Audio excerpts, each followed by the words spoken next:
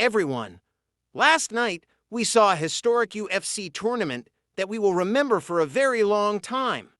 And now I suggest you watch an overview of these incredible fights and the hottest news about the tournament. The card was opened by two former champions. Cody Garbrandt was trying to regain his place in the top 10. He was good at it in the beginning.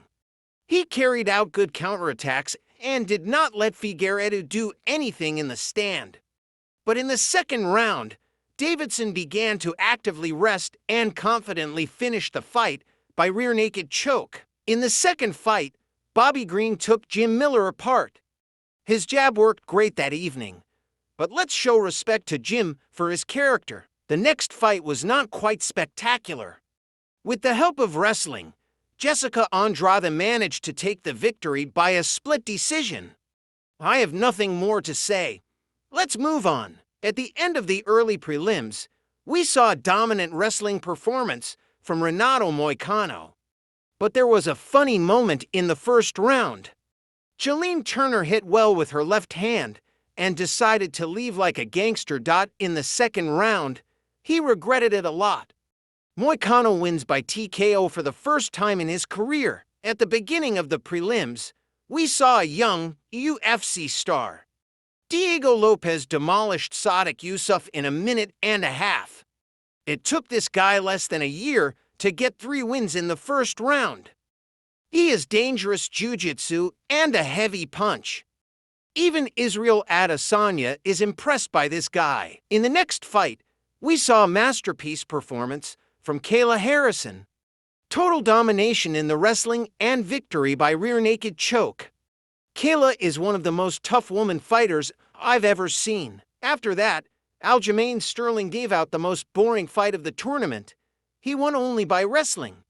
You may hate him, but right now he is confidently in the top featherweight division.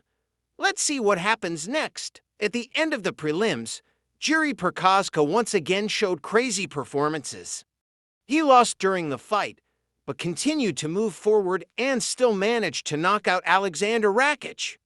Jiri received a $300,000 bonus for this and challenged Alex Pereira. At the beginning of the main card, Bonico won again with the help of wrestling. I can't say anything about this guy yet. He still needs a good check. Then we saw how Arman Tsarukyan had to fight in an evening. First, he beat Hayter during the going into fight, and then Oliveira. Now Tsarukyan has the opportunity to become the main contender for the belt. He managed to survive several dangerous attempts at submission from Oliveira and went through wrestling and GNP. He's going to knock out Islam and take the belt. Will he be able to do it? I think not. After that, Max Holloway gave a historic performance. He dominated Justin with his kickboxing. In the first round, he made a great spinning kick and broke his opponent's nose. And at the end of the fight, a terrible thing happened. Max decided to go all in and the bet played out. A last-second knockout. Bravo, Max Holloway. The blessed one received a $600,000 bonus and challenged Topuria. The Matador clearly didn't like the idea. In the co-main event, we saw a real thriller from 2 Chinese women. Knockdowns, attempts of submissioners, and constant pursuit of the finish. Feli Zhang was able to remain the champion in a tough fight. In the main event, Alex Pereira broke Jamal Hill with a left hook.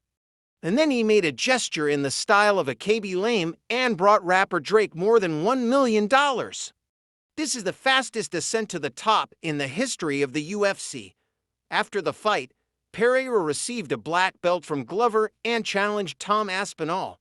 It's getting really hot in the UFC. At the post-fight press conference, Dana White was very excited.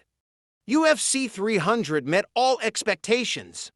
Unexpectedly, Dana announced 3 super fights. Islam will fight Dustin Poirier on the 1st of June, and in the co-main event, we will see Strickland and Costa in a 5-round fight. And now the most important thing, Conor McGregor and Michael Chandler will finally have a fight. June 29th, 170 pounds, 5 rounds.